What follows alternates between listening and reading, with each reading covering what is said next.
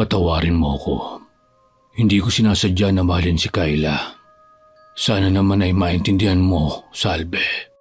Paano mo nagawa ito sa akin? Ibinigay ko ang lahat sa'yo. Ako'y naniwala na dalisay ang iyong pag-ibig. Ngunit ngayon, sasabihin mo sa aking mahal mo si Kayla? Ano bang pagkakamali ko? Wala kang nagawang mali. Ako ang nagkamali. Kaya ako nandito ngayon para humingi ng tawad sa iyo. Sana naman naiintindihan mo. Hindi madaling turuan ang puso. At wala akong magawa para pigilan ang aking nadarama para kay Kayla. Pakiusap, huwag mo kong iwan.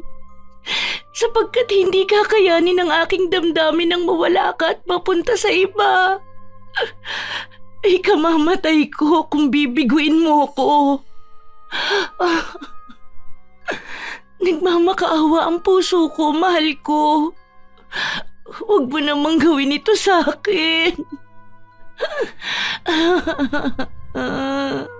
Ako ay patawarin mo, Salve. Pero hindi ko na kayang itago pa sa iyo ang lahat. Kaya naman sana maintindihan mo na wala nang patutunguhan pa ang ating relasyon. Hindi ko ibig na ikaw ay saktan. Ngunit ito ang aking nakikitang paraan para makalaya sa iyo. Hindi kita mapapatawad.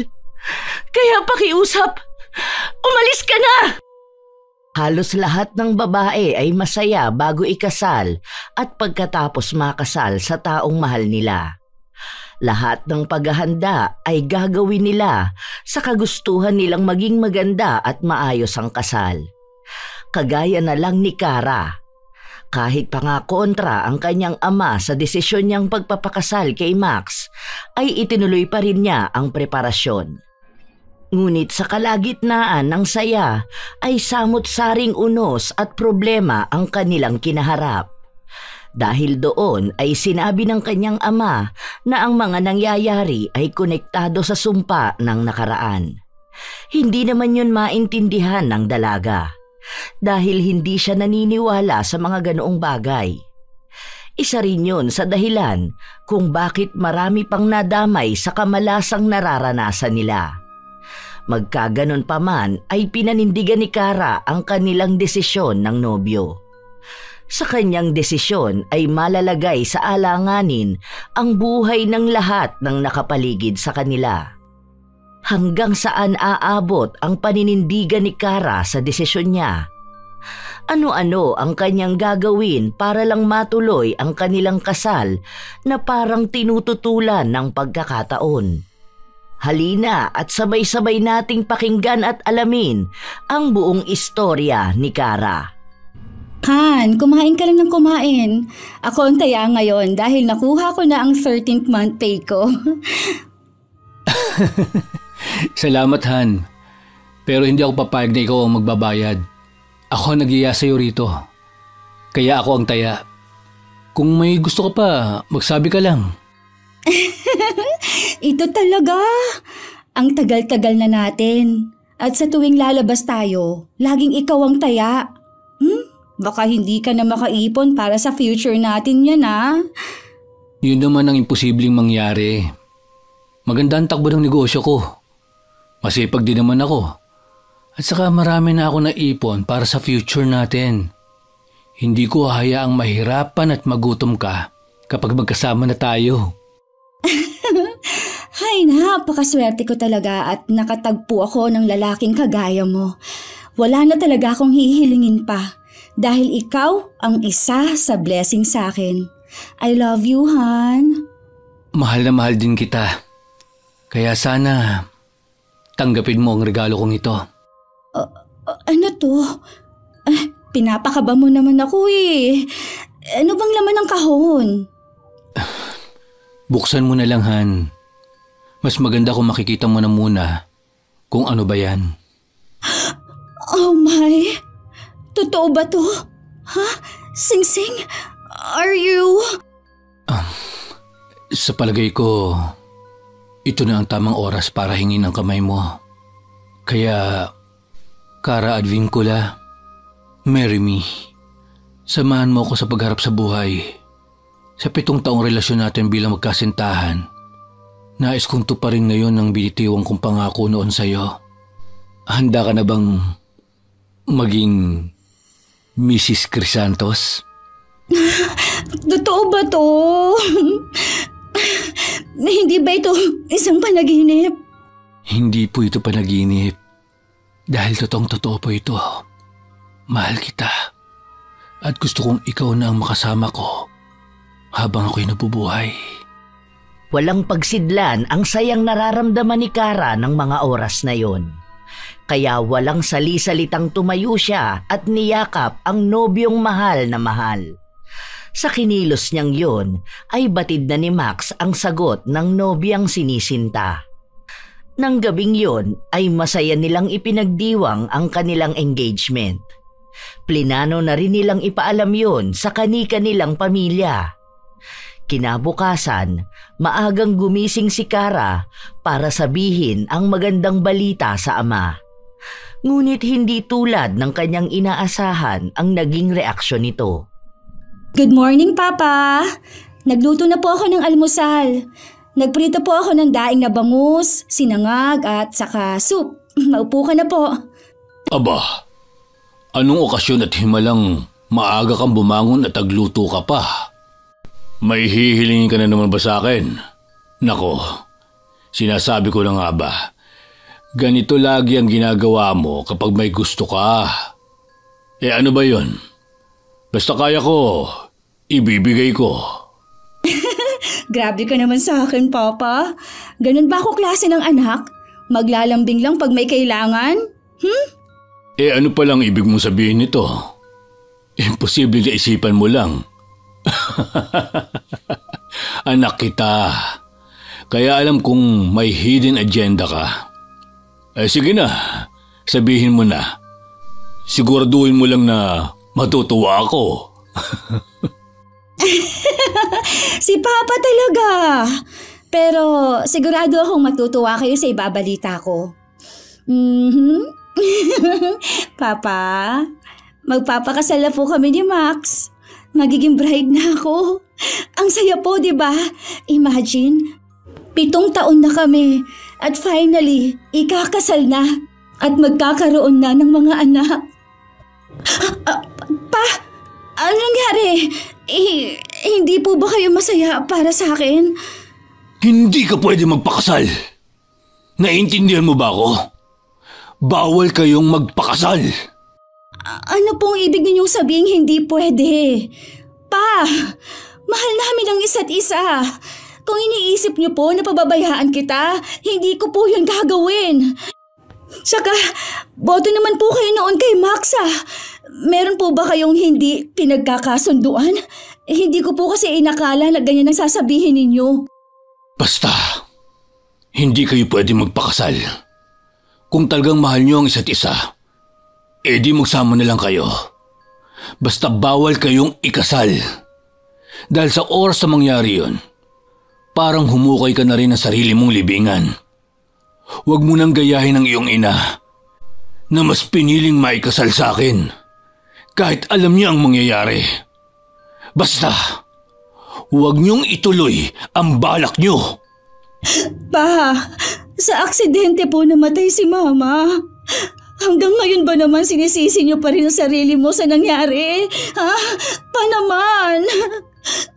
Kahit sabihin ko pa sa iyo ang dahilan, alam ko hindi mo maiintindihan.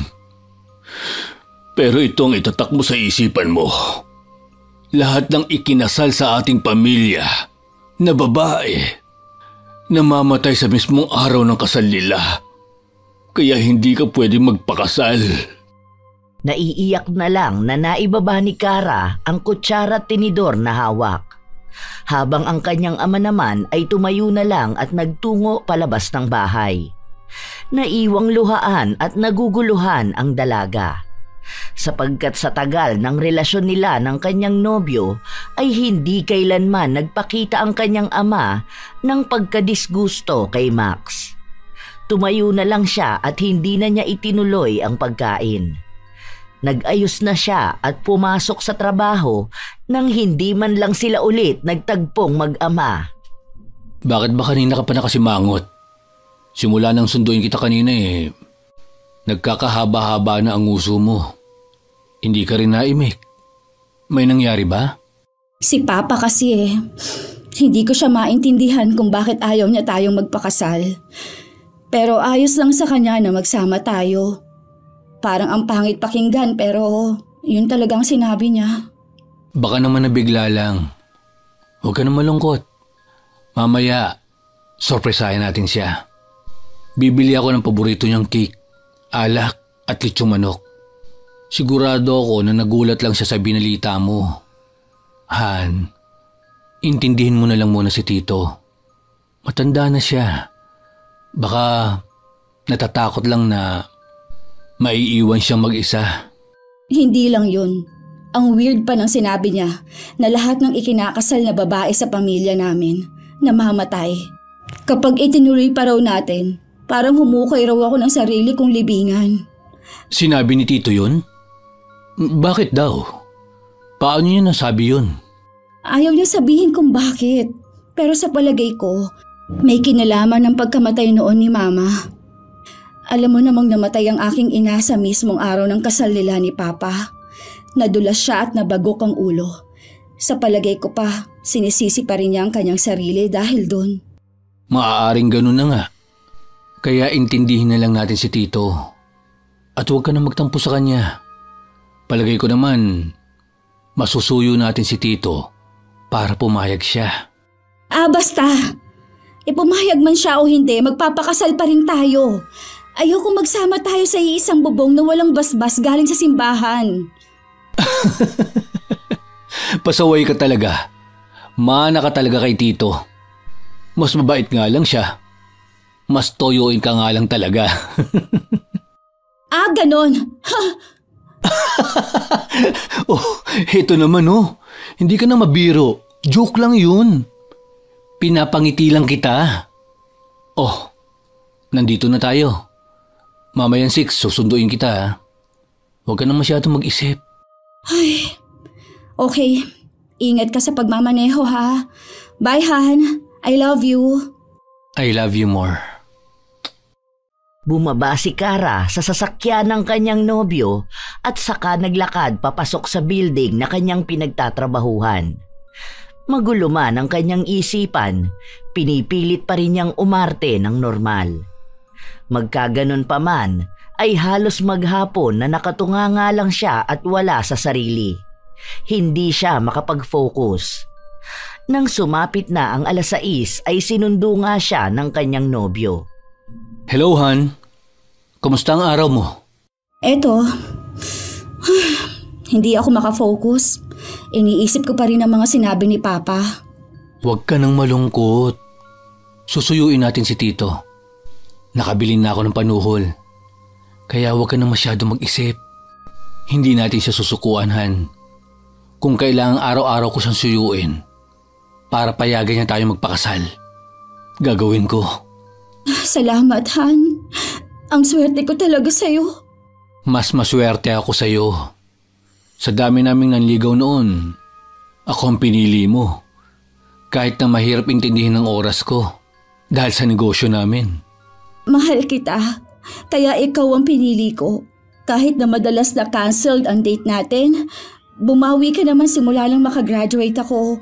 Isa pa, wala na akong makikitang kasing tiyaga at napagmahal mo. Maalaga pa at maraming plano sa buhay. Sige na nga, maniniwala na ako. Oh, tara na kay Tito Nolan. Nag-aalala pa rin si Kara sa mangyayari sa oras na suyuin nila ang kanyang ama. Pero bilib din siya sa kanyang nobyo na sobrang bait at maintindihin. Sa ngayon ay isa na lang ang hinihiling ng dalaga. Yun ay ang makuha nila ang basbas ng kanyang ama. Ilang sandali pa ay narating na nila ang bahay ng mga Advincula. Naunang pumasok ang dalaga, habang ang kanyang nobyo na si Max naman ay kinuha ang mga panuhol nila sa backseat. Pa, nandito na po ako. Kasama ko po si Max. Talaga? Aba, ngayon na lang uli ako binaba ng batang yan ah. Madalas kapag hinahatid ka, umaalis ka agad. Namiss ka po yata. Magandang gabi po, Tito. Dinalhan po kita ng paborito niyong cake, alak at litsong manok na pampulutan. Talaga nga naman. Alam na alam mo ang gusto ko ha. Halika rito at maupo ka. Kumain na ba kayo? May niluto akong kaldereta dyan. Hindi pa po. Sakto po pala ang dalaw ko. Dahil matitikman ko na naman ang masarap na kaldereta ala Tito Nolan. Magbibihis lang po ako, pa. Tapos ihahanda ko na po ang hapag. Magbihis ka na. Ako na ang bahala. Sige na. Tutulungan ko na po kayo, Tito Nolan. Okay, bihis lang ako. Tapos kain na tayo. Dalian mo. At pagkatapos kumain, iinom kami ni Max. Aba, dapat na matikman na ang alak na ito. Mukha pa namang masarap. Kokontra pa sana si Kara, pero sinenyasan siya ng kanyang nobyo. Kaya naman napapailig na lang siyang naglakad papunta sa kanyang kwarto at nagbihis ng pangbahay na damit. Nang makapagpalit na ay pumunta na rin siya sa komedor. Inabutan niyang nagtatawanan ang dalawang importanteng lalaki sa buhay niya. Masayang pinagsaluhan nila ang nilutong kaldereta ni Nolan at ang dala ni Max na litsong manok. Nang matapos na silang kumain ay nag-inuman na nga ang magbiyanan, habang si Kara naman ang naging tagasilbi nila. Kara, anak, maupo ka na nga lang. Nahihilo na ako sa'yo. Kakapabalik-balik mo. Hindi mo naman kami kailangang pagsilbihan. Ay nako, Papa, lasing ka na. Paano ka pa makakakuha ng yelo? Baka mamaya ibang makuha mo. At ikaw naman, sinabi ko na sa'yo kanina na huwag kang masyadong mag-inom at magmamaneho ka pa. Han naman, minsan lang naman kami magbanding ni Tito. Aba, hindi naman problema yun eh. Dito na siya matulog. Mas okay po sa akin na magsama na kayo. Basta ba, huwag kayong magpapakasal. Pa, hindi po ba mas maganda kung ikasal muna kami bago magsama? Ayoko po na may masabi ang ibang tao. Isa pa po, mahalaga ang kasal sa aming mga babae. Hindi nga kayo pwedeng magpakasal. Kakulit mo naman eh. Pumapayag na nga ako na magsama kayo na para mag-asawa. Seremonyas lang naman yan eh. Ang mahalaga, mahal niyo ang isa't isa at hindi ka sasaktan ni Max. Pero Tito, ang amin lang naman po, gusto naming mabasbasan ng pare sa harap ng altar. At yun po ay deserve ni Kara. Hay nako, katigas ng ulo nyo. Bawal kayong magpakasal. Tapos, magsama na lang kayo. Hindi pa ako handang magpalibing ng anak. Kaya, makinig kayo sa akin. Pa, ano po ba talaga ang totoong dahilan? Gusto po kitang intindihin. Pero paano ko maiintindihan kung hindi mo pa po nasasabi sa akin kung ano ba talaga ang dahilan? Gusto niyo ba talagang malaman? Maniniwala ba kayo kapag sinabi ko? Please pa, ano po ba talaga ang dahilan ng hindi ninyo pagpayag na maikasal kami ni Max? Dahil may sumpa ang pamilya natin. Isinumpa tayo na lahat ng magpapakasal sa pamilya mamamatay pagkatapos ba ikasal. Sumpa na walang lunas. Sumpa na ako ang nagdala. Kahit na matagal na yun. Nakadikit pa rin sa atin ang bigat ng sumpa ng nakaraan. Pa naman eh, sumpa. Pa, hindi po totoo yun. Nasa isip lang natin ang ganong mga bagay. Likha lang yun ang ating imahinasyon. Wala pong sumpa, Papa. Bakit? Han, tama na. Alam ko na magkaiba tayo ni Tito ng paniniwala. Pero sa palagay ko, hindi naman nagsisinungaling si Tito. Ang mabuti pa, tanungin na lang natin siya bukas. Kapag gising na siya at hindi na lasing. Pero, nagtutulog-tulugan lang yan si Papa, okay? Pa! Gising! Yuyug-yugin na sana ni Kara ang kanyang ama, pero pinigilan siya ni Max, kaya napabuntong hininga na lang siya. Nagpatulong na lang ang dalaga sa nobyo na dalhin ng kanyang ama sa silid nito. Pagkatapos noon ay niligpit na niya ang pinag-inuman ng mga ito. Hindi man sang-ayon ng ama na magpakasal sila, ay buo pa rin ang desisyon niyang ituloy ang kanilang kasal. Lumipas pa ang mga araw. Naging abala na si Kara sa paghahanda ng kasal nila ni Max. Kinumpleto na rin niya ang mga abay, maging ang mga ninong at ninang. Han, okay na bang listahan mo? Magpapagawa na ako ng invitation. Kahit pa nga 1 buwan pa bago ang kasal, ayoko magahol sa oras ang mga kukunin natin. Mabuti ng handa ang lahat. Siyempre naman, ako pa ba? Alam mo na gusto kong organize at planned ang lahat. Ayoko ng palpak, lalo na at minsan lang sa buhay ng isang babae ang ikasal. Kasal? Talagang itutuloy niyo? Hindi niyo ba naiintindihan ang sinasabi ko? Pa, nandito ka na po pala. Sagutin niyo ang tanong ko. Talaga bang susuwayin mo ko, Kara? Humihingi po ako ng pasensya, Tito Nolan. Pero mahal po namin ang isa't isa. Kaya naman po gagawin namin ang nararapat. Ayaw po namin magkasala sa mata ng Diyos. Kara, magsalita ka. I'm sorry, Papa. Pero ito po talaga ang gusto ko. Dito ako magiging masaya. Panindigan mo yung sinabi mo. Matapos sabihin ang mga katagang yon, ay naglakad ng mabilis papasok sa kanyang silid si Nolan. Hindi dahil sa galit siya sa anak, kundi iniiwasan niyang makita ng dalaga ang luhang pilit na pinipigilan. Nasasaktan siyang makita na nahihirapan si Kara, lalo na at alam niya sa kanyang sarili na siya ang nagdulot nun. Kaya naman, sinimulan na niyang humingi ng tulong sa kanyang pamilya na nasa probinsya para mahanapan ng lunas ang sumpang binitawan ng taong kanyang nasaktan.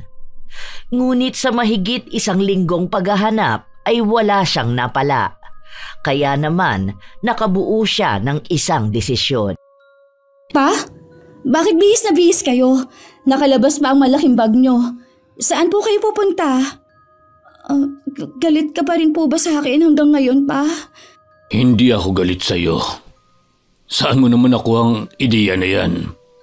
Uuwi lang ako sa probinsya natin para silipin ang ancestral house. Baka kasi hindi nililinis ng caretaker. Ang dami pa namang alaala ng bahay na yon. Bakit naman po biglaan? Nakapag-leave sana ako para masamahan ko kayo. Naalala ko lang.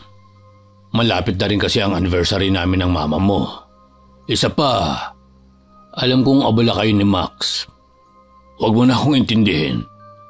Ang tanda-tanda ko na eh. Kailan naman po ba ang balik ninyo? Magtatagal po ba kayo sa Ilocos? Baka naman... Sandali lang ako roon. Baka 1 linggo lang. Huwag ka na nga mag-alala. Pero 3 linggo na lang po kasal na namin ni Max. Baka nandito na ako nun. Sabi ko naman sa'yo, 1 linggo lang ako. Sige po, Papa. Ihatid ko na lang po kayo sa terminal. Hindi. Kaya ko na to. Isa pa, nakausap ko ng kapitbahay nating taxi driver. Siya na ang maghahatid sa akin. Mag-iingat po kayo, Papa. Tawagan niyo po ako kaagad kapag nakarating na po kayo sa ancestral house. Oo na. Ay sige na. At baka hinihintay na ako ng maghahatid sa akin. Sa pagtalikod ni Nolan ay hindi pa rin maalis sa isip ni Kara na hindi sang-ayon ito sa kanyang pagpapakasal. Pero ipinagkibit-balikat na lang niya ang desisyon ng ama na magbakasyon. Lingid sa kanyang kaalaman ay uuwi ng probinsya ang ama para sa kanya. Hahanap ito ng paraan para matigil ang sumpa at makapamuhay siya ng normal kasama ang mahal niya. Isa sa naisip ng ama ay ang paghahanap sa pamilya ng pinagmulan ng sumpa. Tao po! Sino po sila? Ano po ang kailangan nyo? Dito ba ang bahay ni Alejandro Mendez? Yung kuya ni Salve Mendez. Ano po ang kailangan nyo kay Lolo? Magpapagamot po ba kayo? Naku, pasensya na po at nahuli na kayo. Last week pa po yumao si Lolo. Hindi nyo na po siya naabutan. Hindi. Hindi ako magpapagamot. Nandito ako tungkol kay Salve. Tungkol po sa kapatid ni Lolo? Kayo po ba si Nolan Advincula? Ako nga. Sa loob po tayo mag-usap. Dediretsahin na kita. Nandito ako dahil sa sumpa ni Salve sa aking pamilya. Alam ko po. Noon pa man, hinihintay na kayo ni Lolo. Sayang nga lang at hindi po kayo nag-abot. Ilang taon din siyang nag-abang sa pagpunta niyo. Kung ganun, wala na palang pag-asa. At wala nang saysay ang pagpunta ko rito. Paano na kaya ang gagawin ko? Nagbilin po sa akin si Lolo. Natulungan ko po kayo. Pero sa ngayon, nag-aaral pa lang po ako ng panggagamot. Hindi ko pa po kaya ang kaso nyo. Kung ganun, alam ni Alejandro ang lunas. Isang magaling na manggagamot po si Lolo. Pero mga simpleng sakit lang po ang kaya ko pong gamutin. Hindi pa po sapat ang kakayahan ko. Nakikiusap ako sa iyo. Sana matulungan mo ako. 3 linggo na lang, ikakasal na ang anak ko. Ayokong mawala ang anak ko. Gusto ko siyang mabuhay ng masaya at normal na buhay. Pakiusap. Susubukan ko po. Hihingi ako ng tulong sa mga kasamaan ni Lolo.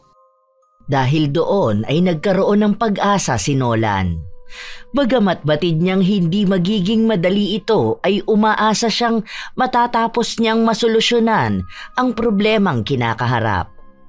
Samantala, sa Maynila naman ay abala si Kara sa pag-finalize ng kanyang wedding gown. Kasama niya roon si Max na siyang naging personal alalay niya. Han, isukat mo ba ang gown mo? Para kung may gusto kang ipabago, may ayos nila. Sus, hindi na kailangan. Tiwala naman ako sa kanila. Gusto ko lang makita kung nakuha ba nila ang nasa sketch na ibinigay ko. Well, tara na pala sa loob. Sabay na pumasok sa loob ng isang butik ang magkasintahan. Sinalubong naman sila kaagad ng mga staff. Bumati lang ang dalawa at sinabi ang kanilang pakay. Kaagad namang kumilos ang mga ito at inilabas ang gown na pinasadya ng dalaga. Labis namang namangha ang magkasintahan. Wow! Ang ganda! Kuhang-kuhang nasa sketch! Bagay na bagay sa iyo ang gown. Hindi na ako mapaghintay na makitang suot mo ito. Paniguradong mas lalong lilitaw ang ganda mo. Han, sagutin ko lang ito. Tumatawag ang pinsan ko. Si May? Yung isa sa abay? Yes. Baka may importanteng sasabihin. Lumayo ng bahagya si Max bago sinagot ang tawag. Masaya pa siya nung una. Pero isang masamang balita pala ang hatid ng tawag na yon. Malungkot na nakipag-usap naman ang binata sa magulang ni May. Ikinuwento sa kanya ng mga ito ang nangyari. Matapos ang usapan at naibaba na ang tawag ay bumalik na siya sa tabi ng kanyang nobya. Han, Ayos ka lang ba? Kanina ka pa tahimik ka. Simula nung tumawag si May, wala ka ng imik. May nangyari ba? May nangyari kay May kanina. Ha? Bakit? Ano nangyari kay May? Papunta raw sana sa pinagpatahian niya ng damit pang-abay. Pero bago pa man siya makarating sa pupuntahan, nabangga ng truck ang taxi na sinasakyan niya. Oh my gosh! Kumusta na siya? Ano, ayos lang bang lagay niya? Nasa ospital pa sila, tita. Sa ngayon, pilit na ginagamot ng mga doktor ang pinsan ko. Buhay naman siya, pero walang kasiguraduhan. Ayon kay tita, kinausap na sila ng maraming operasyon ang kailangang gawin kay May. Bukod sa naputol ang paa, nayupi rin ang bungo niya. Kaya 50-50 chance kung makakaligtas siya. Kawawa naman. Ang bata pa niya. Gusto mo bang puntahan natin siya? Alam kong isa si May sa mga paborito mong pinsan. Pero kailangan mo rin magpahinga. Baka mamaya magkasakit ka. Isa pa, ayoko munang ma-stress ka at mag-isip pa ng sobra. Abala ka na nga sa pag-aayos ng ating kasal eh. Sige, bukas na lang tayo pumunta sa ospital pagkatapos ng trabaho ko.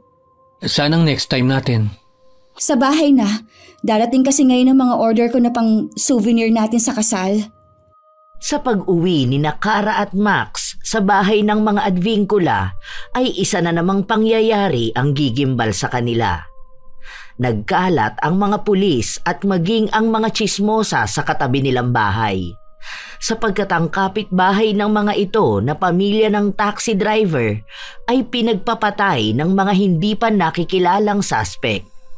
Dahil doon ay nakadama ng takot ang dalaga, lalo na at wala siyang kasama ng 1 linggo sa kanilang bahay. Hindi rin naman niya nais na obligahin ng kanyang nobyo na samahan siya.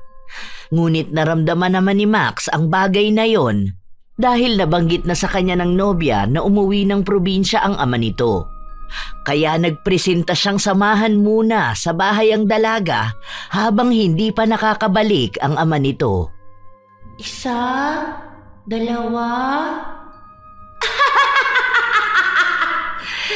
Hindi kayo pwedeng maging masaya! Mga salbahe kayo! Salbahe! Papatayin ko kayo! Papatayin ko kayong lahat! Ikaw, isusunod na kita!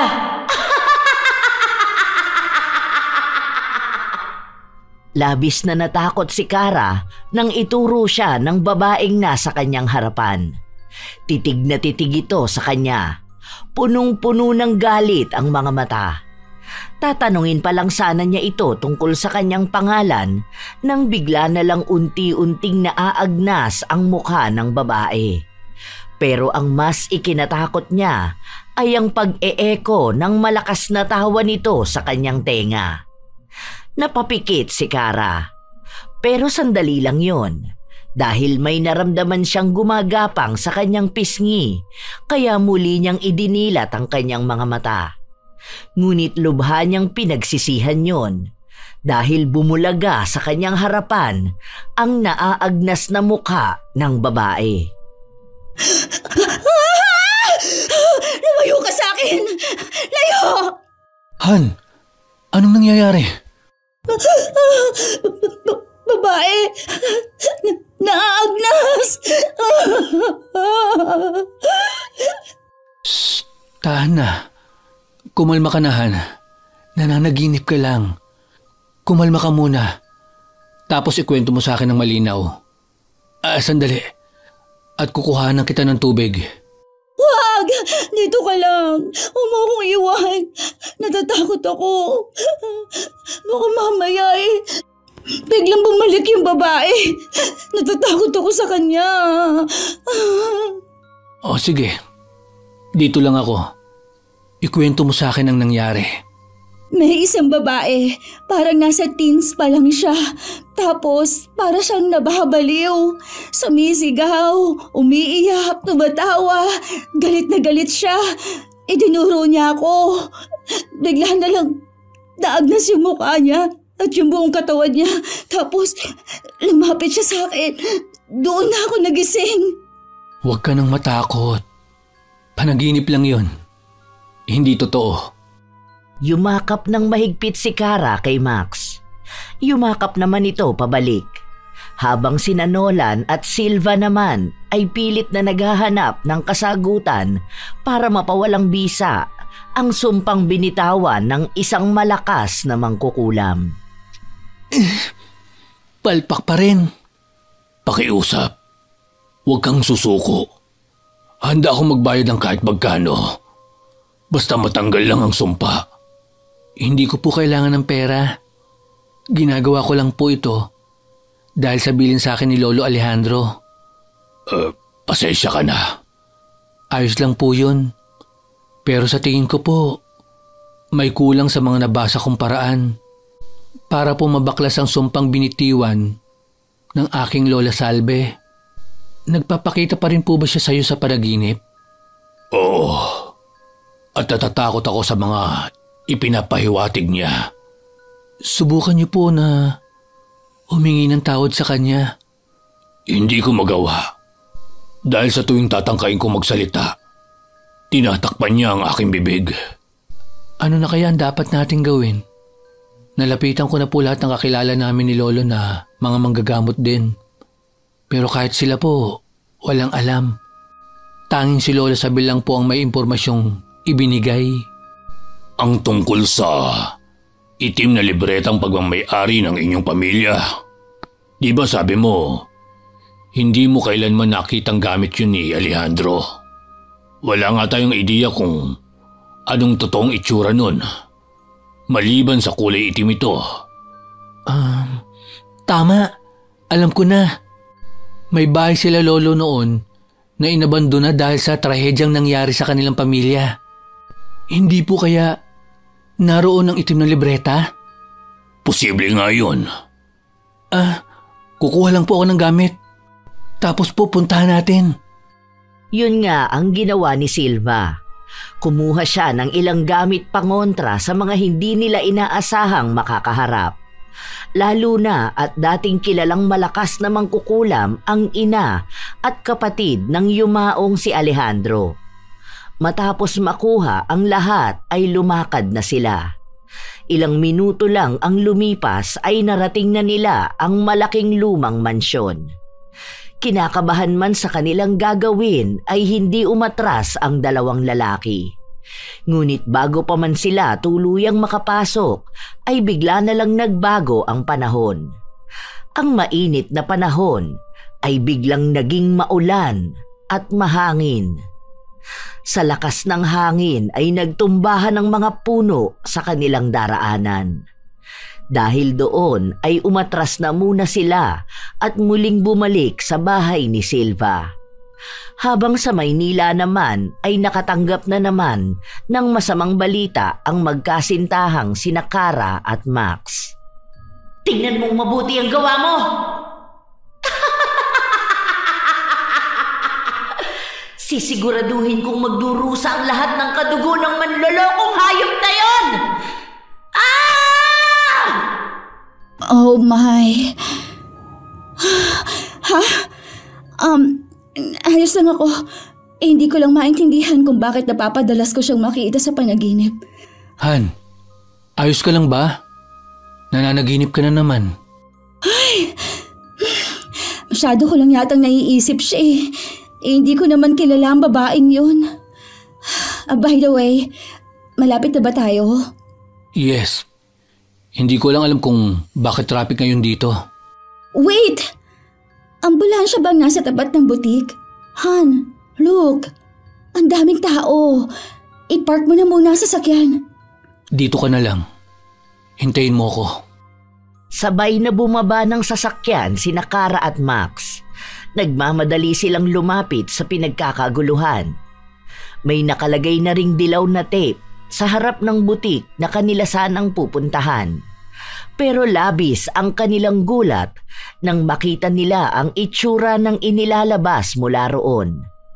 Isang lalaking duguan at punong-puno ng saksak. Gumagalaw pa ito kaya alam nilang buhay pa. Pero labis ang takot na nararamdaman ni Kara nang mamukaan niya ang biktima. Han, si Petra yan! Siya ang tumahi sa gown ko! Oo nga no. Ito na yata ang sinasabi sa aking panaginip ng babae. Pero ragdoll lang ang hawak niya. Paano nangyari? Hindi kaya may kinalaman ang sinasabi ni Tito na sumpa? Hindi ko alam. Wala sa sarili na tatawid sana si Kara, habang isang rumaragasang kotse naman ang papalapit sa kanya. Napansin niyo ni Max kaya mabilis na hinila niya ang kanyang nobya palapit sa kanyang bisig. Kaya naman bumangga sa isang poste ang kotse. Doon lang natauhan si Kara. Nanlalambot ito sa kaalamang kumilos siya nang wala sa sarili. Dahil sa pangyayaring yon ay inuwi na siya ni Max. Han, ang mabuti pa kausapin na natin si Tito. Hindi na maganda ang mga nangyayari. Una si May. Tapos ngayon naman, ang mananahi. Lagi ka rin nananaginip. Total, ilang araw nang wala si Tito. Mag-iisang linggo na rin. Kinausap na rin ako ng aking mga magulang. Alam mo namang naniniwala sa mga pamahiin ang aking magulang. Kaya sa palagay nila, dapat nating i-delay ang kasal. At ayoko namang mangyari yon. Dahil alam kong sobrang nag-effort ka sa preparation. Hindi ko na alam. Naguguluhan ako. Ayoko maniwala sa mga ganung bagay. Pero... Hindi kita pipilitin na maniwala. Pero what if lang naman? Pag-iisipan ko. Sige. Babalik na muna ako sa shop. Babalikan kita dito mamaya. Sige, iidip din muna ako. Humalik lang kay Kara si Max bago ito umalis. Nang maiwan ang dalaga ay nagpunta siya sa kanyang kwarto. Doon ay pinahinga niya muna ang kanyang isipan. Ngunit ang akala niyang pahinga ay magiging bangungot pala. Sinasagot na kita, Nolan. Mahal na mahal din kita. Talaga? Napakasaya ko ngayong Salve, aking kasintahan. Ipinapangako ko sa iyo na hindi kailanman luluha ang iyong mga mata. At tuway gabayan tayo ng tadhana para ang ating pagmamahalan ay panghabang buhay na. Ako naman ay labis na nagpapasalamat at dumating ka sa aking buhay. Dalangin kong maikasal sa iyo. Nagyakapan ang dalawa, habang si Kara ay naguguluhan naman. Para ba siyang nanonood ng isang palabas sa telebisyon? Hindi niya maintindihan ang nangyayari. Ang natatandaan niya ay nahiga lang siya sa kanyang kama at natulog. Sinubukan niyang kuskusin ang kanyang mga mata. Ngunit matapos niyang gawin yun ay naiba lang ang senaryo. Napunta naman siya sa isang bahay na hindi siya pamilyar. Muli ay nakita niya ang kanyang ama at ang babae na madalas niyang napapanaginipan. Masinsinang nag-uusap ang mga ito. Dahil sa distansya ay hindi niya lubos na marinig ang sinasabi ng mga ito, kaya lumapit siya. Patawarin mo ako. Hindi ko sinasadya na mahalin si Kayla. Sana naman maintindihan mo, Salve. Paano mo nagawa ito sa akin? Ipinigay ko ang lahat sa'yo. Ako'y naniwala na dalisay ang iyong pag-ibig. Ngunit ngayon, sasabihin mo sa aking mahal mo si Kayla? Ano bang pagkakamali ko? Wala kang nagawang mali. Ako ang nagkamali. Kaya ako nandito ngayon para humingi sa iyo ng tawad. Sana naman maintindihan mo. Hindi madaling turuan ng puso. At wala akong magawa para pigilan ang aking nadarama para kay Kayla. Pakiusap, huwag mo kong iwan. Sapagkat hindi kakayanin ng aking damdamin ang mawala ka at mapunta sa iba. Ikamamatay ko kung bibiguin mo ko. Nagmamakaawa ang puso ko, mahal ko. Huwag mo namang gawin ito sa akin. Ako ay patawarin mo, Salve. Pero hindi ko na kayang itago pa sa iyo ang lahat. Kaya naman sana, maintindihan mo na wala nang patutunguhan pa ang ating relasyon. Hindi ko ibig na ikaw ay saktan. Ngunit ito lang ang aking nakikitang paraan para makalaya sa iyo. Hindi kita mapapatawad. Kaya pakiusap, umalis ka na! Nakayuko si Nolan na umalis sa bahay ni Salve. Habang ang dalagang sugatan ang puso ay nagtungo naman sa kanyang kwarto. Kasabay ng pagsara ng pinto ni Salve ay siyang paggising naman ni Kara sa kanyang panaginip. Humihingal na napaisip siya. Malinaw na malinaw sa kanya ang ipinapakita nito, kaya naman tinawagan niya ang kanyang ama. Ang mabuti pa, tawagan ko na lang si Papa. Hello, anak. Napatawag ka. May nangyari ba dyan habang wala ako? Pa, wala naman po. May gusto lang po akong itanong. Tungkol saan? Tungkol kay Salve. Paano mo nakilala si Salve? Wala naman akong sinasabi sa'yo tungkol sa kanya. Lagi ko siyang napapanaginipan. At kanina, nakita ko kayo sa panaginip. Naging nobya mo siya, tapos nagbago ang senaryo. Nakikipaghiwalay ka naman sa kanya dahil kay Mama. Alam mo na pala. Sa palagay ko, panahon na rin na malaman mo ang totoo. Kulang ang panaginip mo. Dahil matapos na maghiwalay kami ni Salve, nabaliw siya. Kahit saan kami magpunta ng mama mo, sinusundan niya kami at ginugulo. Kahit ilang taon pa ang lumipas, kaya kami napadpad ng Maynila. Ipinagbubuntis ka ni Kyla ng mga oras na yon. Kaya ang balak namin, bago kay panganak ay magpakasal kami. Binalaan na ako noon ng kuya ni Salve na huwag na naming ituloy. Dahil sa sumpa, tama po ba ako? Oo. Sinabihan na rin ako ni Alejandro na subukang palambutin ang puso ng kanyang kapatid. Ngunit hindi ako nakinig. Itinuloy ko pa rin ang kasal. Nang araw ng kasal namin, bigla na lang sumulpot si Salve sa loob ng simbahan at nagbitiw ng mga salitang hindi namin naiintindihan. Ipinagsawalang bahala namin yon. Dahil lang matapos siyang magsalita, lumabas na rin siya ng simbahan. Nasaan na po siya ngayon? Baka naman... Wala na siya. Ang araw ng kasal ko ay ang araw din ng kanyang kamatayan. Paano po nangyari yun? Ang naaalala ko, nagsisisigaw siya sa labas nang bigla siyang tamaan ng magkasunod na kidlat. Mahirap paniwalaan, pero yun talaga ang nangyari. Ibig pong sabihin, napigil niya ang pagpapakasal ninyo ni Mama? Hindi. Dahil nangyari ang pagtama ng kidlat nang matapos din ang seremonya ng kasal. Paano naging sumpa yun? Siya po ba talaga? Paano niya magagawa yun kung wala na siya? Nang maaksidente kami ng mama mo, pinuntahan ako ni Alejandro para magkumpisal sa totoong ginawa at totoong layunin ng kanyang kapatid. Si Alejandro rin ang nagsabi sa akin kung anong klaseng sumpa ang ginawa ni Salve. Kung alam na pala niya bakit hindi niya kinontra ang sumpa. Kung marunong ang kapatid niya, panigurado may alam din siyang solusyon. Hindi ganun yun. Sa pamilya nila, tanging babae lang ang nagmamana ng kakayahan na may basbas ng kanilang ninuno.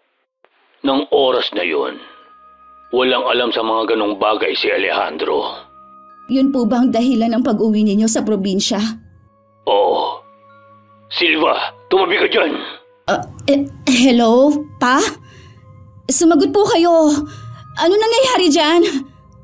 Ngunit kahit anong lakas ng sigaw ni Kara ay wala na siyang ibang naririnig kundi ang malalakas na sigaw ng isang tao at ang malakas na hangin na parang nakatutok ang telepono sa electric fan. Naghihisterical na ang dalaga sa pag-aalala sa kanyang ama.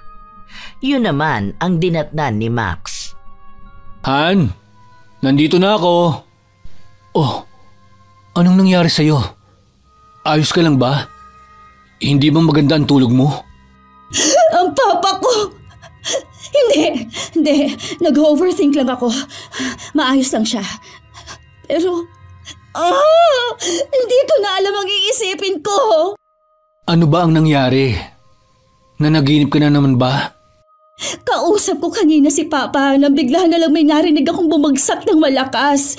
Hindi ko alam kung ano ang nangyari.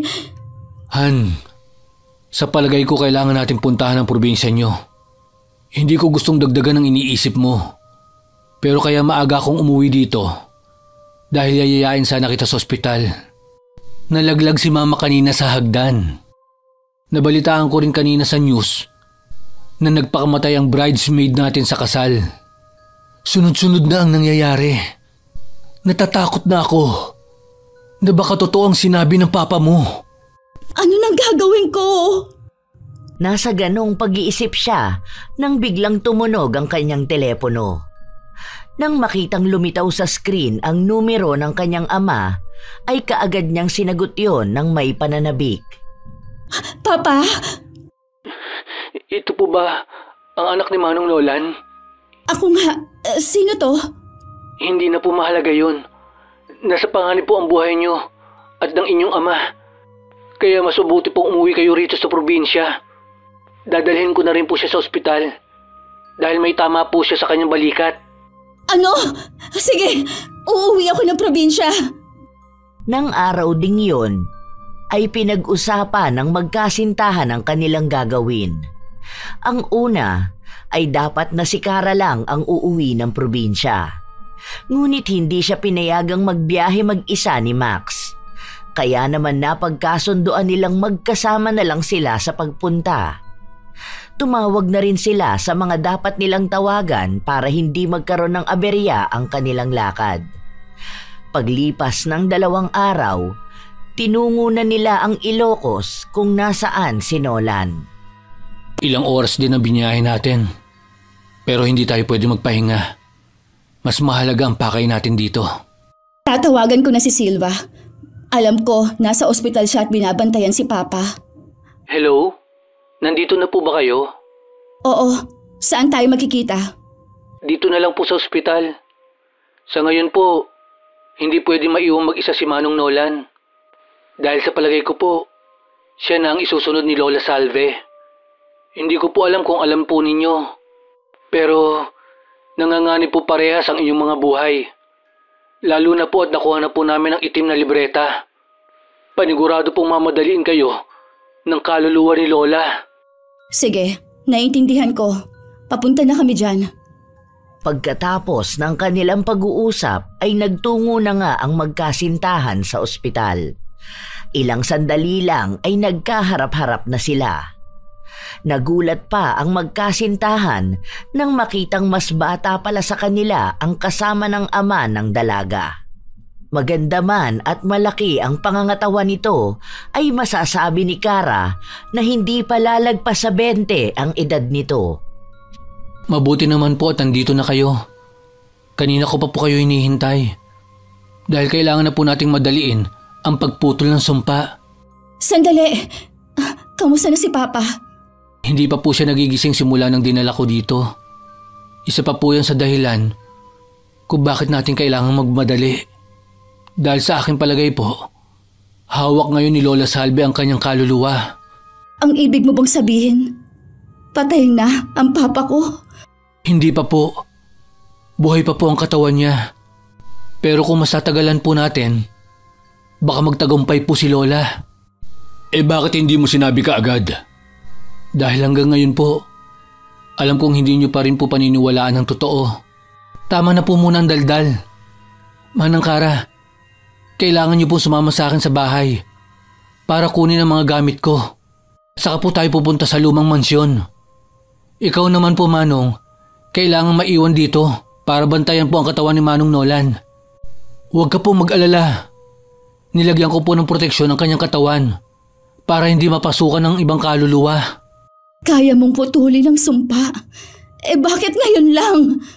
Sapagkat ngayon ko lang po naaral ang libreta habang hinihintay ko po kayo. Pero kailangan din po nating labanan ang isa sa pinakamalakas na nagmana ng itim na mahika. Kaya maghanda ka, Manang. Kailangan ay matatag ang puso at isipan mo. Pipilitin ko.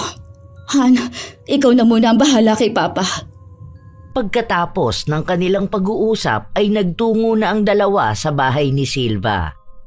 Saglit lang sila roon. Dahil nang makuha na nila ang kailangan ay pumunta na sila sa lumang mansyon. Nasa labas pa lang sila ay nakadama na ng kakaibang kilabot si Kara. Hindi lang dahil sa itsura nun, kundi sa hanging dumadampi sa kanyang balat na parabang itinutulak siya palayo. Pero nawala yon nang may isuot na medalyon sa kanya si Silva.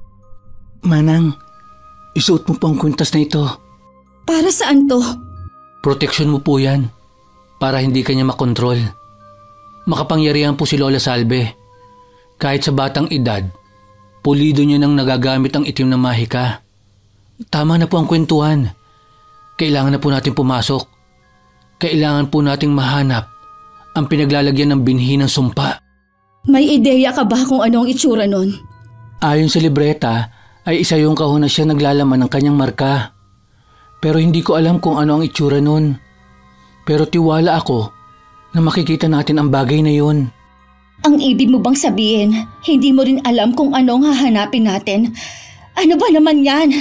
Akala ko pa naman ay hindi na tayo mahihirapan pang hanapin yun. Totoong baguhan lang ako.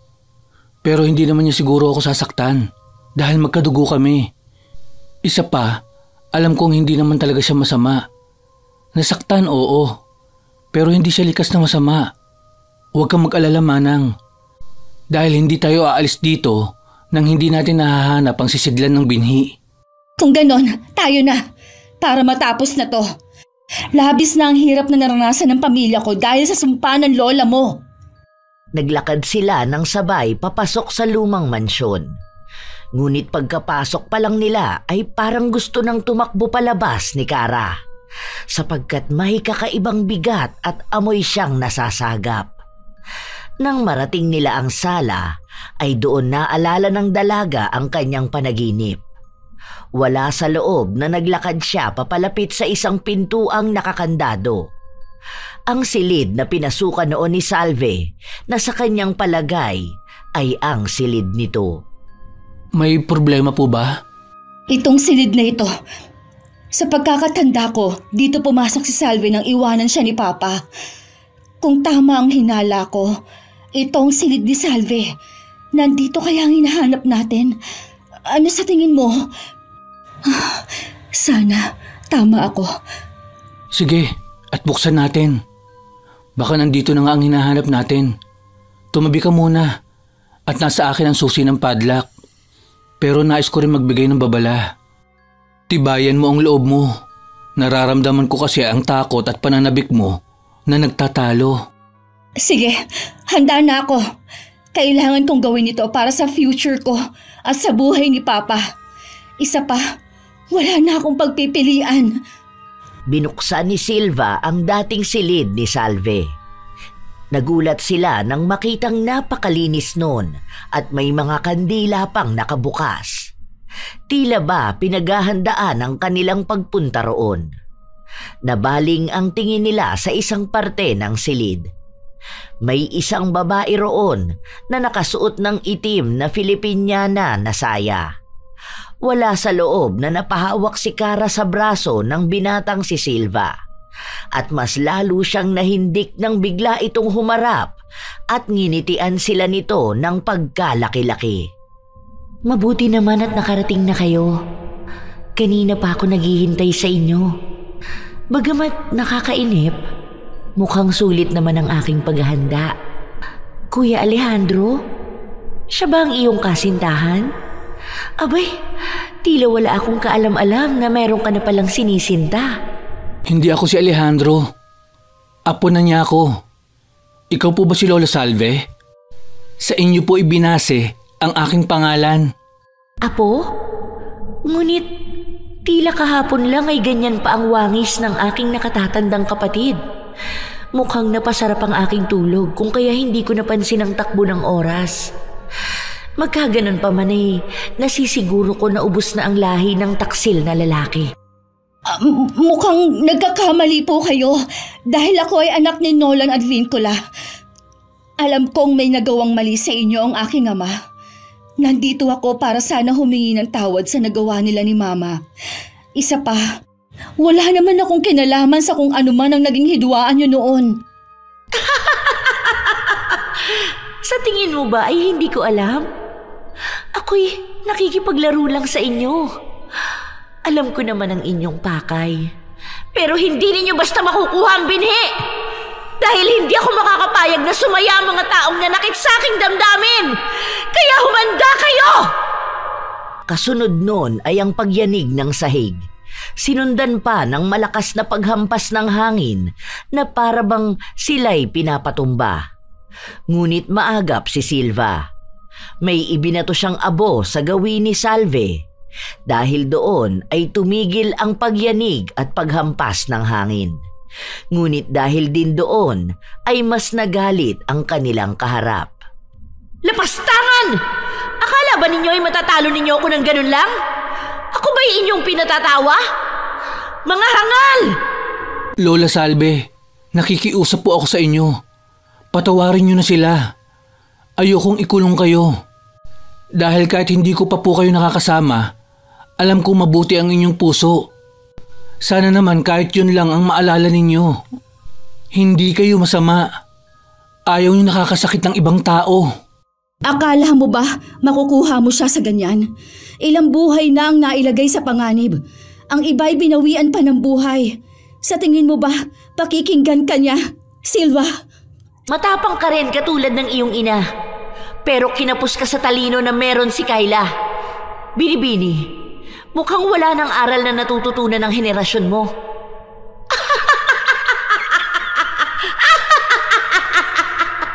Kaawa-awang nila lang. Lola Salve, nakikiusap po kami. Maawa na po kayo. Hindi na po makatarungan ang mga nangyayari. Isang tao lang ang may kasalanan sa inyo. Bakit kailangang may ibang madamay? Sige. Dahil sa sinabi ng aking apo, ipababatid ko sa inyo ang sisidlan ng binhi. Hindi ko nga lang kaya ibigay ang kapatawaran na hinihingi ninyo. Pero kung gusto ninyong maputo lang sumpa, hanapin ninyo ang kahan ng aking mga alahas. Kung ano man ang kuminang, ayun na ang kasagutan sa inyong kailangan. Sandali! Paano ang kaluluwa ng aking ama? Pag natagpuan na ninyo ang kaha, pumunta kayo sa aking himlayan. Doon ay dasalan mo ang binhi pagkatapos ay patuluan ng dugo ng binibini at saka yun silaban. Ang abo nun ay inyong bulungan bago ipalipad sa hangin.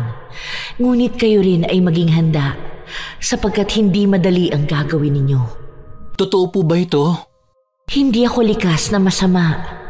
Ang aking puso ay nasaktan lang. Alam kong nawala ako sa aking sarili nung ako ay nabubuhay.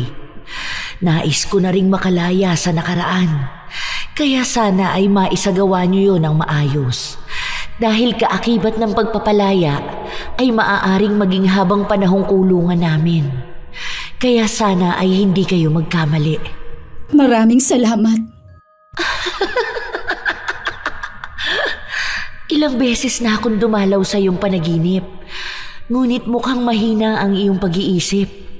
Umpisa pa lang ay akin ang ipinababatid ang mga paparating na dilubyo na dulot ng aking sumpang itinanim.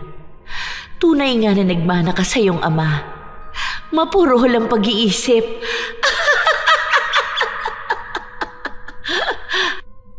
Matapos sabihin yun ay bigla na lang naglaho na parang bula si Salve. Hindi naman makapaniwala ang dalawa na madali lang pala ang solusyon. Hindi na rin pala kailangan ng libreta dahil mali ang kanilang hinala. Ang kailangan lang pala ay patak ng dugo ng isang babae na may dugo ni Nolan. Nang matauhan sila ay sakalang sila nagsimulang maghanap. Lahat ng tokador ay kinalkal na nila. Halos ibaligtad na rin nila ang buong kwarto, pero hindi pa rin nila mahanap. Dala ng pagod ay walang pakundangang ibinagsak ni Kara ang kanyang katawan sa kama. Sa kanyang pagbagsak ay may matigas na tumama sa kanyang likuran. Aray! Ano yung matigas dito sa bandang unan? Magdahan-dahan ka po. Isa-isang inangat ni Kara ang mga unan at doon ay natagpuan na niya ang kanilang hinahanap. Silva! Nahanap ko na! Ito na yata ang sinasabi ni Salve. Patingin nga po. Inabot naman ng dalaga ang kaha kay Silva. Unang tingin pa lang ay alam na kaagad ng binata na yon ang kanilang hinahanap. Dahil na rin sa pangalang nakaukit sa ibabaw ng kaha. Binuksan niya yon at tumambad sa kanya ang larawan ni Salve at Nolan. Kasama rin sa loob ang 2 gintong singsing na may batong kulay asul. Pero hindi niya tinangkang kuhanin ang mga yon, sapagkat napansin niya kaagad ang mga nakaukit na dasal sa paligid ng lalagyan. Ito na nga po. Halika na po. Kailangan na po nating isagawa ang ritual ng pagpapalaya. Ayon po sa akin nabasa, dapat ba isagawa po yun bago ang araw ng kabilugan ng buwan?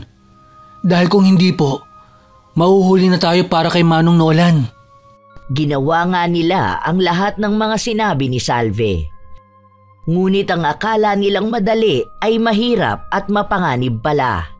Isa na roon ang paghahanap sa himlayan ni Salve dahil hindi nila inakalang nasa tuktok pala yon ng bundok. Bukod pa ron ay kilala ang lugar na yon sa probinsya na may mga ahas. Lingid sa kanilang kaalaman ay pinaglalaruan lang sila ng kaluluwa ni Salve. Alam na alam ng kaluluwa na hindi nila matatapos ang itinakdang oras at ikamamatay yon ng lalaking nanakit at bumigo rito.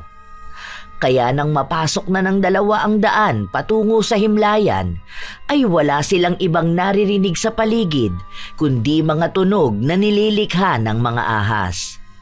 Natatakot at kinakabahan namang pinunayon ni Kara. Wala ka bang napapansin? Simula nang pumasok tayo sa mapunong lugar na to, pakiramdam ko may mga nakatingin sa kung saan. May naririnig din akong his. Sa palagay ko, ahas lang ang naririnig mo. Normal yon. Lalo na at gubat ang dadaanan natin papunta sa tuktok ng bundok. Natural!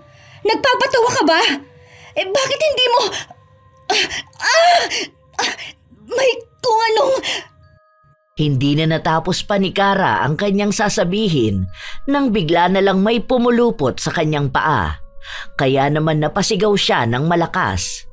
Pero mas kinabahan si Silva nang makitang isang makamandag na ahas pala ang nasa paa ng dalaga.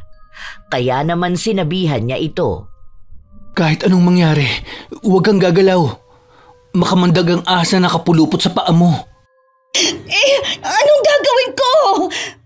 Sa pagkakaalam ko, takot sila sa apoy. Pasuin mo na kaagad. Humihigpit na ang kapit niya. Yun nga ang ginawa ni Silva.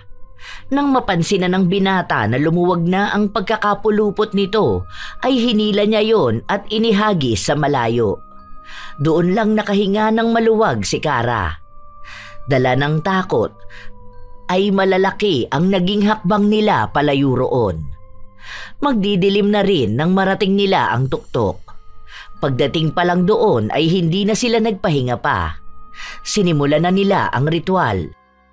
Umabot din ng mahigit 1 oras bago sila natapos. Pero nang akala nilang ayos na ang lahat ay biglang yumanig ang lupa. Umiihip din ng malakas ang hangin. Dahilan para mailipad ang mga abon na dapat sana ay kanila pang bubulungan bago isaboy. Kasunod nun ay ang paglitaw muli ni Salve sa kanilang harapan. Kung akala ninyong magtatagumpay na kayo, isa yung pagkakamali. Dahil sa ginawa nyo, makakalaya na ako sa mansyon. Mas magagawa ko na ang aking nais. Mga inutil kayo! Naniwala kami sa'yo. Bakit pati ako niloko mo, Lola Salve? Wala akong pakialam sa nararamdaman mo o nino man. Pero salamat. Dahil sa inyo, magagawa ko na ang lahat. Hindi kami papayag! At ano naman ang magagawa nyo? Makapangyarihan akong mangkukulam. Ano naman ang magiging laban ng isang baguhang albularyo at isang walang alam sa mahika? Wala, di ba? Yun ang akala mo. Totoong baguhan lang ako. Pero marami na ako natutunan kay Lolo Alejandro. Kaya lalaban kami. Naglabas ng isang itim na bote si Silva at nagsimulang umusal ng dasal. Ngunit ngumisi lang si Salve at nag-usal din ng mga salitang ito lang at ang apo ang nakakaintindi. Kasunod nun ay ang biglang buhos ng ulan na may kasamang mga kidlat na tumatama malapit kila Kara. Natatakot namang nagpunta ang dalaga sa likod ni Silva. Kasabay ng isang kidlat na muntik nang tumusta kina Kara at Silva ay siya namang biglang pagkulubot ng itsura ni Salve. Naguguluhang huminto ang kaluluwa sa kanyang inuusal. Hindi! Anong nangyayari sa akin? Anong ginawa mo? Unti-unti ka nang nangihina. Ibig sabihin, tumalab ang sumpa ko sa'yo. Kahit ikaw ay kaluluwa na. Ano ang ibig mong sabihin, Silva? Isinumpa ko ang kaluluwa niya. Ang lahat ng kanyang kapangyarihan bilang mangkukulam ay mawawala. At unti-unti siyang wawasakin ito kapag pinilit pa niyang gamitin. Hindi mo ako mapapasuko ng ganun lang!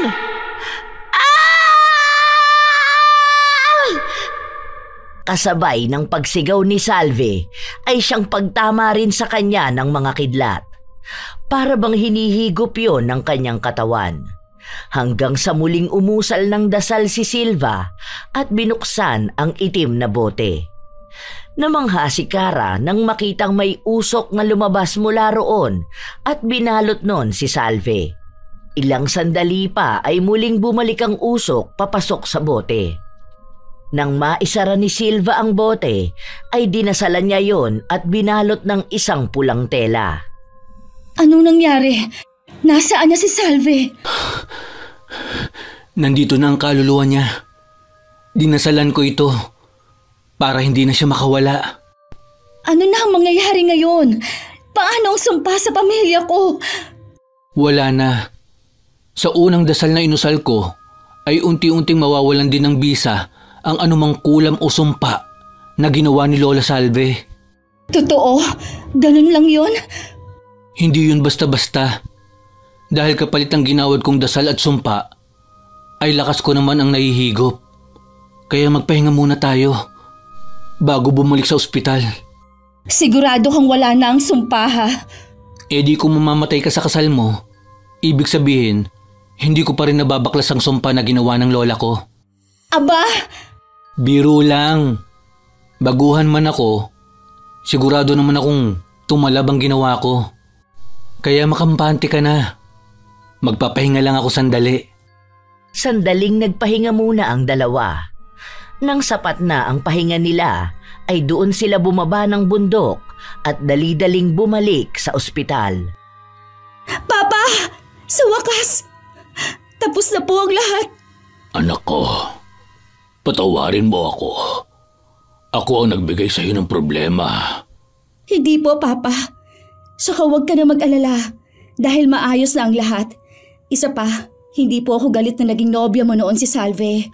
Mukha siya mabait at dalagang Pilipina talaga. Mukhang hindi rin niya ginusto ang kanyang ginawa. Kaya sana mapatawad niyo na rin siya. Pero mukha lang dahil bruha ang babae na yon. Ano ang binubulong mo? Ay, wala ho, Papa. Ang sabi ko, okay na ang lahat at sana mapatawad niyo na rin siya. Ikaw talagang bata ka. Ako ang nagkasala. Wala namang dapat na ihingi sa akin ng tawad si Salve. Alam kong nasaktan ko siya ng sobra.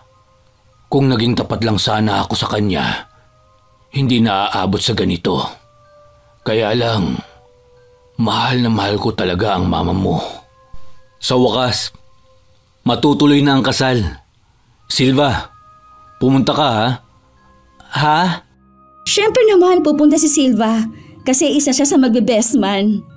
At naisip ko rin na dito na lang tayo sa Ilocos ikasal. Yun ay kung ayos lang sa'yo. Approve! Kakausapin ko na ang coordinator para maiayos kaagad ang lahat. Papapalitan ko na rin ang invitation. Simula ng araw na yon ay parang naging parte na ng kanilang pamilya ang binatang si Silva. Nagmukha rin itong kapatid ni Cara ng araw ng kasal. Dahil hindi man ito naging best man, ay nagmarcha ito kasabay nilang mag-ama. Nang maikasal sina Max at Cara, ay pinag-aral din nila ng pagdodoktor si Silva. Nais mang tanggihan ng binata ay wala na siyang nagawa. Lalo na at sa maikling panahon ay napalapit siya sa mga ito, lalo na sa kanyang ate Cara. Madali lang sa atin ang magbitaw ng mga salita at pangako. Ngunit iilan lang sa atin ang tunay na tumutupad at may paninindigan. Dahil para sa iba sa atin ay wala lang yun. Pero hindi ganon ang pakiramdam ng mga taong napapangakuan. Pinanghahawakan nila yun. Kaya mag-ingat tayo sa ating mga salita, lalo na sa mga pangakong binibitawan kung tayo ay hindi pa sigurado sa ating sarili. Isa pa, hindi lahat ng akala nating masama ay masama talaga. Ang iba ay may mabubuti ring puso. Nagkakataon lang na lahat tayo ay may mga nagagawang maling desisyon sa buhay. Pagkakamaling maaaring mag-iwan ng sugat sa iba. Bukod doon, ang pag-ibig ay hindi ipinipilit. May mga tao talagang mamahalin tayo pero may hangganan. Hindi man yon ang ating inaasahan, ay wala naman tayong magagawa kung magpalit sila ng nararamdaman. Hindi natin hawak ang isipan ng ating kasintahan. Ang totoong pag-ibig ay pagpapalaya. Kung ikaw ay nakatagpo na ng isang lalaking sasamahan ka hanggang sa dulo, ay huwag mo nang pakawalan pa. Dahil sa panahon ngayon, iilan na lang sila. Kung ikaw ang nasa sitwasyon ni Salve, magagawa mo rin bang isumpa ang lalaking minsan mong minahal? Gagawin mo rin ba ang ginawa ni Salve kung ikaw ay malagay sa sitwasyong kanyang kinaharap? Shout out sa ilan sa mga solid na apo ni Lola Telang. Luella Baliza, Basanta Mila, Merly Villarimo, Janelle Castalone, Lena Smith, Cherry Ann Laurito, Grace Limsiaco, Idol Ashton Olviga, Angie Mawak, Joey Ignacio, hi kay Cecil Candelario, Angeli Grejaldo, Jemmy Tobula, Candelario Family, Alberto Olarte, Lynn Hondrade, Imelda Cordova, Amanda Joyce ng Angeles, Pampanga, Christian Jailo Atanoso, Marites Atanoso. Happy listening kina Rosana Kaufman, Arlene Torquiza, Gomer Cañaveral, Jane Ruiz, Josephine De Peñosa, Karen Salut, Mea Espiritu, Mariam Duca, Kimberly Ann Lopez, Judy Sabelina, Marie Linda Cowley, Luri Ann Vitalicio, Marinel Salazar. Hi sa Pastoral Family at Rio Florido Family, kay Filipina Palsario, at belated happy birthday sa kanyang anak na si Steve Uller. Shout out din kina Raquel Hasegawa, Michelle De Mariano, Paula Yanson, Razon Yao, Belen Malbas, Jennifer Makasinag, Joan Cañada, Jaya May Daquiado, kina Emily, Tintin, Brando, An-An, Joyce ng Negros Occidental, Linda Daza, Ami Yong at sa Yamasaki family, Kilaleng, Kensuke, Kagari at Kentaro. Kay Daiben at Judy. Hi kay Rosalina Bugayong at sa asawa niyang si Richard Cayon ng Binangonan, Rizal. kay Marbella Sapalon, Maria Lee Nakagawa, Lynn Hondrade, Noemi Garcia Pabunan. Shout out kay Kusinera Explorera, Pinky Hepertor, Basanta Mila, May Paul at kay Paul Pelaez, Jessica Rojas, Nancy Makasakit at sa kanyang mama mula sa Matatalaib, Tarlac City na walang pinapalampas na istorya. Hi kina Gemma Jane Gaugano ng Gimaras, Joan Oarde, Cherry Mukbang ASMR, Maria Benitez, Ann Vindex, Cherry Sapalyo, Lord Queen OFW Vlog, kay Luke Andrew Valdez, kay Alfea Eliza Golisaw, Evelyn Solano, Limay 34, Jenilyn Jacobe, Cristiani Moncada, June Soriano, Princess Primavera, kay Girly Satur at Leonila Padolina ng Ceiling Department sa Malvar, Batangas, Linda Marie Cowley. Shout out din sa Amira Boxes Handicrafts ng Laguna, kay Joji Dihayko at sa Edgy's Early Eats ng Lapu-Lapu City, Cebu. Maraming salamat sa ating mga top commenter na walang sawang nakasuporta sa Lola Telang. Kina Lance MBB, Milrose Demate, Leonisa Cobo, Vicky Yabut, Hazel Fiesta, Sydney Crosswind, Lovely Rose Roa, Marie the Lightworker, Ellen Kiano, Lydia Lopez, at kay Mike James Tapak. Ito ang inyong Lola Telang at maraming salamat sa pakikinig mga apo.